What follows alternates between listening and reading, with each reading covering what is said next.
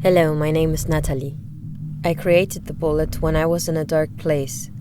It is a philosophical podcast that talks about human integrity and freedom. Coming from a dark place, I am not asking why the world is as it is, so as to make sense of it.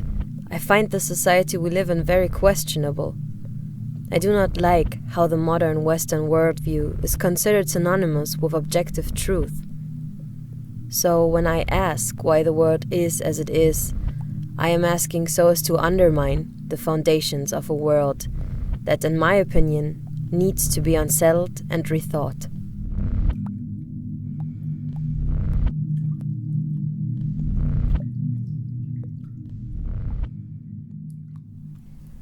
A short note on the topic of sick comfort. We are faced today in our modernistic, overachieving and seemingly boundless world with a whole bunch of mixed messages in regards to the idea of enough.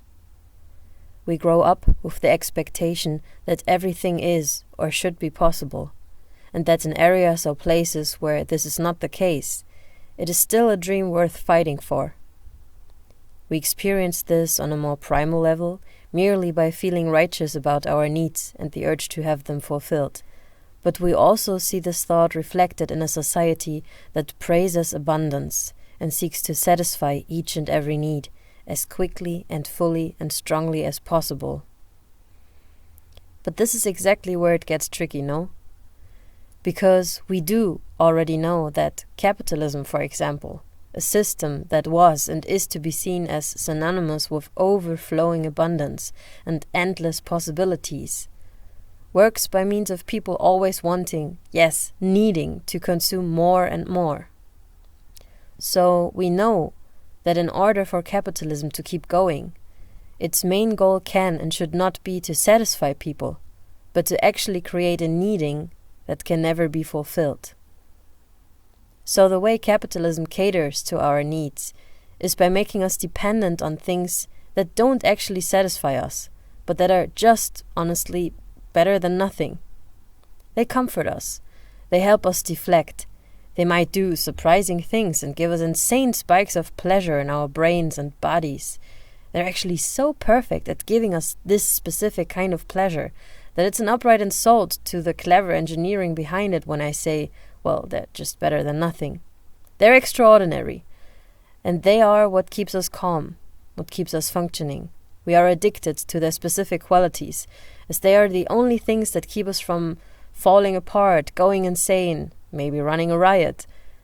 But still, no matter how smart, beautiful, high-functioning, intense, precise, at the root of their perfect engineering is the capitalistic main condition of having to keep people in a state of constant craving, and therefore despair.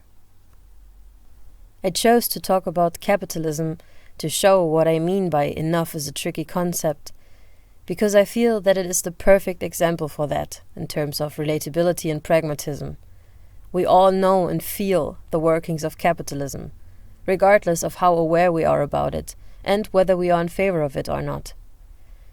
And regardless of whether capitalism messed with our brains and made us feel and think in certain ways, or whether it was us who shaped capitalism according to the already conflicted workings of our minds and souls. Either way, we are caught in a complex state of mind and being, where wanting to achieve a sense of enough is not just as easy as going for what we feel we need. And we know that. And this is how we end up preaching the most contradicting ideas. You deserve what you want. You should go for what you need.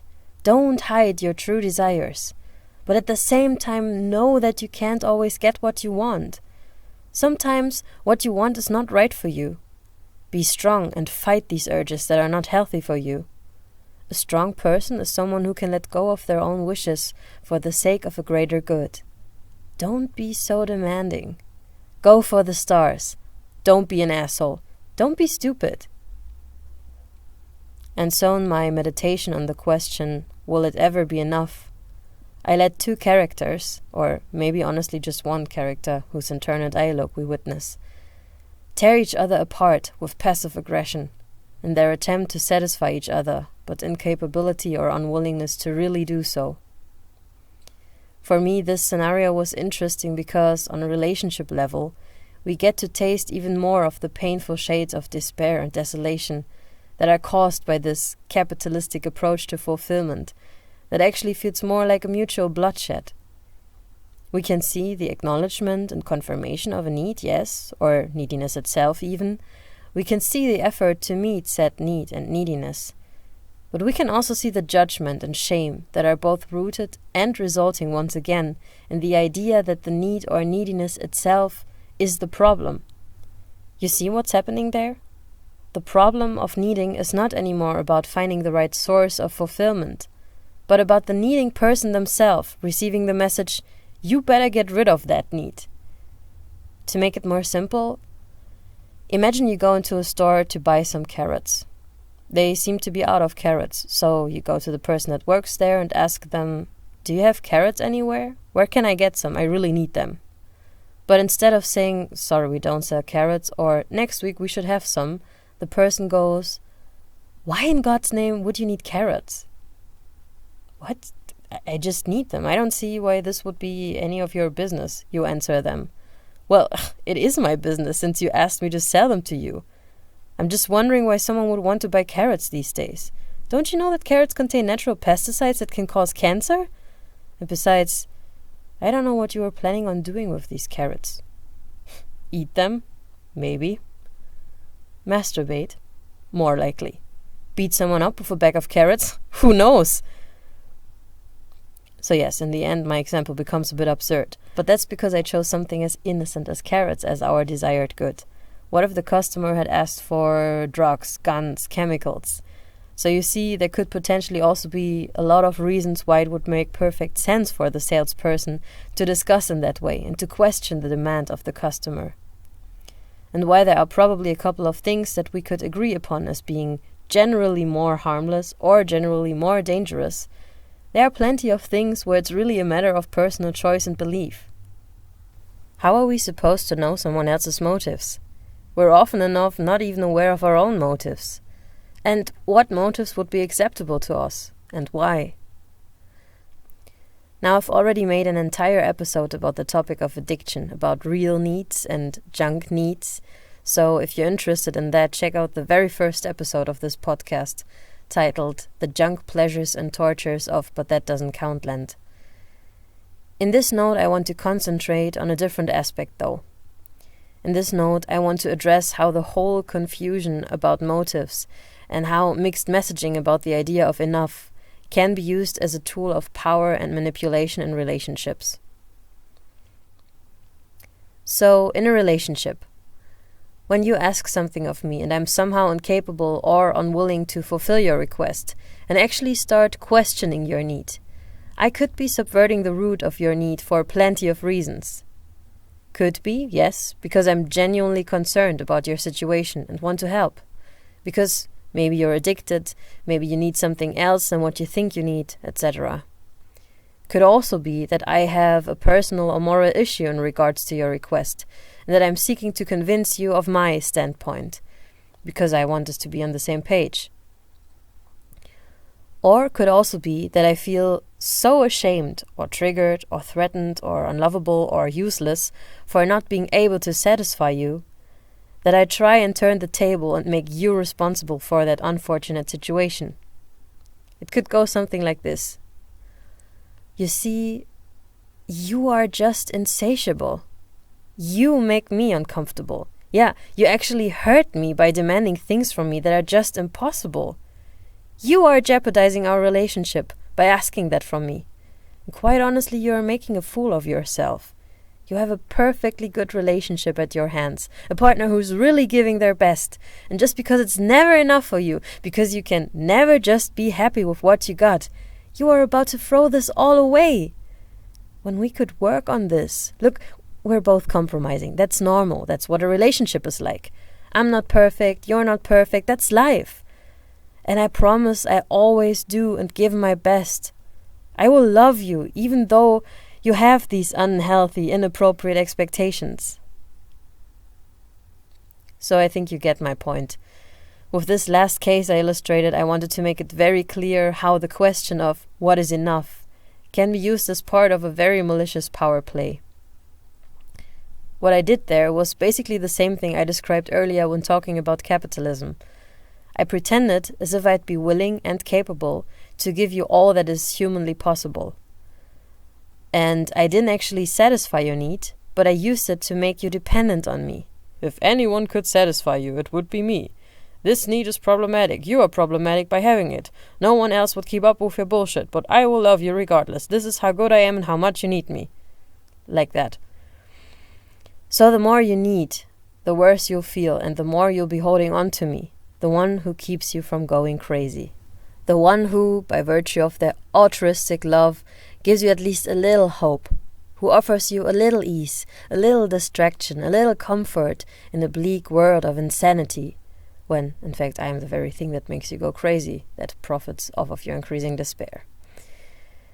And this is how the, so to say, capitalist approach of catering to needs, in a way that actually enhances and exploits the neediness of people, becomes a tool in abusive relationships.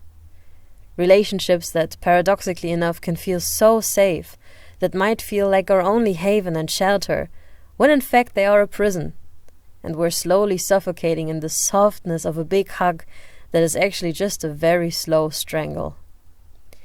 So I'd suggest 3 things. 1. Be respectful of other people's reasons and motives behind wanting something. If you are concerned about someone, then don't question their need from a standpoint of disapproval and with the expectation for them to change. Really ask them questions from a standpoint of wanting to understand them, and knowing that a need can never be wrong. They're just more or less successful ways of fulfilling it. 2. If someone questions a need you have and goes into a discussion with you from a standpoint of disapproval and with an expectation for you to change, it might be best for you to step away from them. They might not be having evil motives, so to speak, but at the same time it is this type of discussion that perfectly paves the way for an abusive relationship. 3. Try and be responsible and aware of what you need and how you're going about meeting that need. If you're that insatiable person and not feeling good about it, then it might be worth a try to explore other ways of meeting your need. So yes, the confusing thing is that there is an unhealthy way of always wanting more. It's that never-ending neediness we feel when we're stuck in a situation where we're purposefully distracted from our actual hunger rather than getting satisfied. But at the same time, it is incredibly dangerous to approach our needs or our neediness with an attitude of, this is unhealthy, we should try and be more grateful for what we have. Because while gratitude is nice, we should not try and force ourselves to settle for something that is just not enough. That's exactly the point. What may appear like an outrageously exceeding act of fulfillment might just be the most desperate cry for what we're actually needing and not getting. Because the thing is, there can never be enough of something that is actually nothing, even if that nothingness is dressed as something. To be fed a lie like that, by someone else or by oneself honestly, will never make us full. No matter how much of it we can manage to stuff down our throat, we will never be satisfied. And that is sad. Yeah. Well, the fact that we don't find satisfaction is sad. The fact that we're fed nothingness is sad. The fact that we just won't get full and happy when we're being fed lies is actually very good, very hopeful.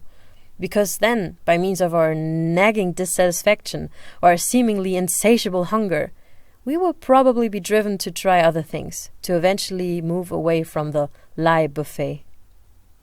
Yes, maybe satisfaction, maybe this feeling of enough is a more temporary thing that doesn't last all too long. And yes, it is normal and healthy to be wanting and to always be wanting more. However, enough is possible and should be achieved. And to never feel that it's enough is neither normal nor healthy nor our problem, because we just never seem to get enough. Us not reaching satisfaction, not feeling that something or someone is enough, doesn't mean that we are not grateful, or that we are too greedy, or that it's maybe even a matter of us being incapable of feeling satisfied. I believe that our dissatisfaction just shows that we're fed the wrong thing. Doesn't have to be that someone is consciously feeding us a quote-unquote lie. Can be that someone is feeding us something beautiful and tasty. And yet, if it's not what we're needing, chances are that we won't feel full. And chances are that we might actually choke on whatever unfitting food is provided for us. So, if you are in a situation where you're insatiably hungry, where you just don't seem to find satisfaction, but at the same time feel full with a lot of stuff that doesn't make you feel good, ask yourself, is that what I'm craving really what I need? What or who can actually satisfy me? And then please look for ways of getting enough of what you need. Keep looking. Don't let the fact that it's hard to find satisfaction discourage you and make you think that you will just have to live a life where you will never feel that it's enough. You will find it. And it will be enough. It will be more than enough. If you enjoyed listening to this podcast and would like to support it, please check out my Patreon page.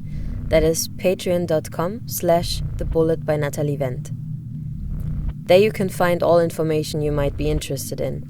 And also feel free to leave me a comment or any personal thoughts you might have. They're all appreciated.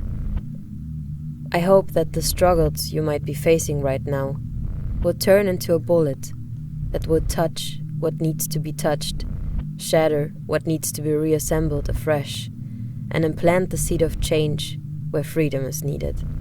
And I hope that you'll have a good week.